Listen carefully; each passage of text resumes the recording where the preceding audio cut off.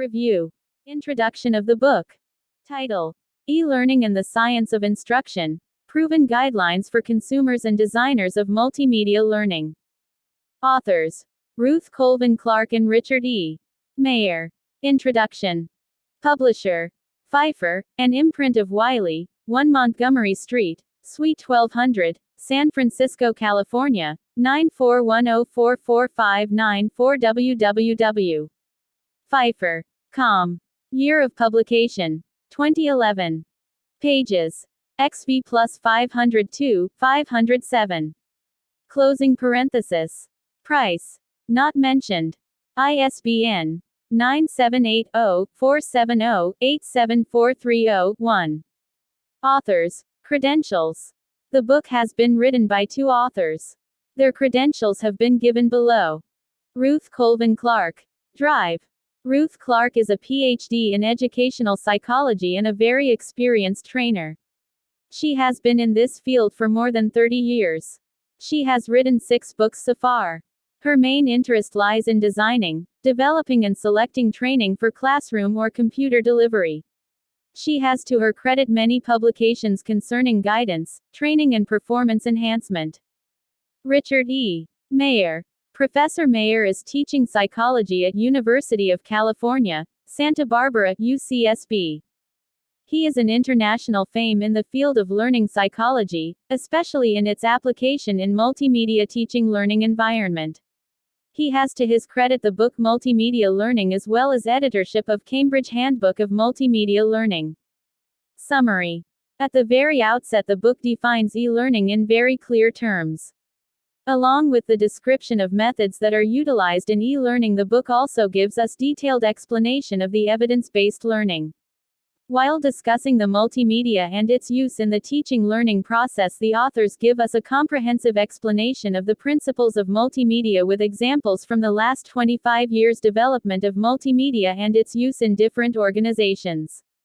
The writers explain with relevant examples the use of visuals, text and audio along with giving guidelines for content segmenting and sequencing in e-learning.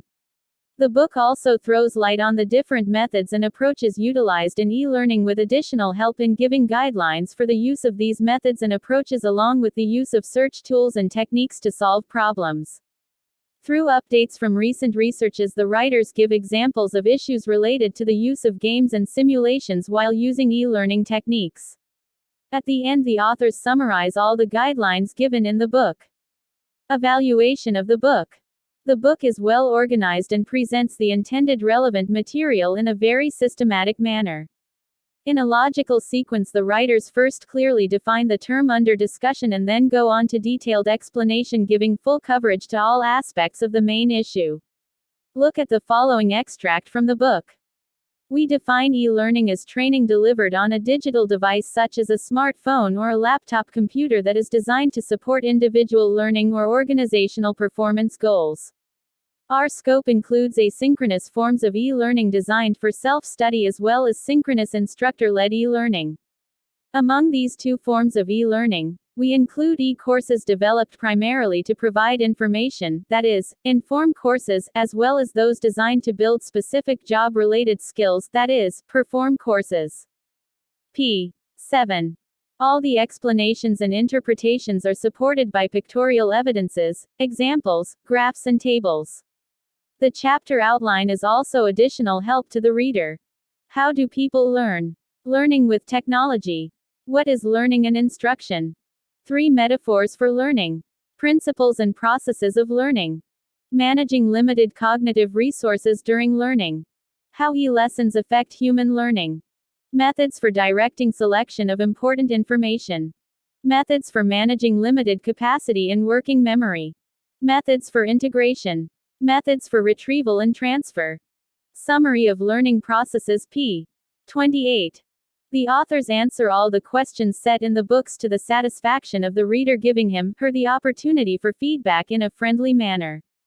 A list of relevant material books is also given at the end of every chapter, which is very helpful for the reader if he wants to study further the issue discussed in the chapter. We also find an exhaustive list of reference works at the end of the book. An added unique feature of the book is that it helps the reader with exhaustive lists of glossary of terms, list of tables and figures, name index and subject index. The book has high-quality paper and bound in a careful manner. As compared to its strengths, the weaknesses of the book are few. Instead, a black and white pictures and graphs colored material could be more effective and attractive to the target reader. The volume of the book be reduced and made more portable if some additional material, like additional information or explanation, were avoided.